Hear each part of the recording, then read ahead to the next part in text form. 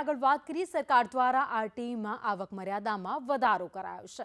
આવક મર્યાદા વધારવાને લઈ મનીષ દોશીએ પ્રતિક્રિયા આપી। કોંગ્રેસની માંગ હતી કે આવક મર્યાદા વધારવામાં આવે। આવકની સાથે આરટીઈ માટેની બેઠકો પણ વધારાય તે જરૂરી છે। તો રાજ્યમાં શિક્ષકોની ઘટ પૂરી થાય તો ઉત્તમ શિક્ષણ વિદ્યાર્થીઓને મળી રહે। લાંબા સમયની વાલીઓ અને કોંગ્રેસની માંગ હતી અને સરકારે આ વધારી છે ને હું આવકારું છું, પણ માત્ર આવકની મર્યાદા વધારવાથી નહીં થાય। સરકારે ખરેખર નીતિને નિયત હોય કે બધાને શિક્ષણનો અધિકાર આપવો, તો સરકારે સૌથી વધુ જનસંખ્યા પ્રમાણે જે પ્રમાણે ખાનગી શાળાઓનો રાફડો ફાટ્યો છે અને સરકાર બેઠકો ન વધારે।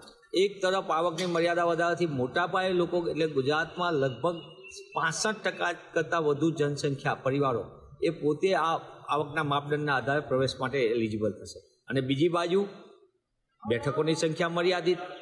તો સરકારે સૌથી મોટો નિર્ણય કરવાની જરૂર છે। આવકની માપદંડ વધ્યા છે, સાથે સાથે બેઠકોની સંખ્યામાં જો ઉમેરો કરે તો જ વિદ્યાર્થીઓને શિક્ષણનો અધિકાર મળશે।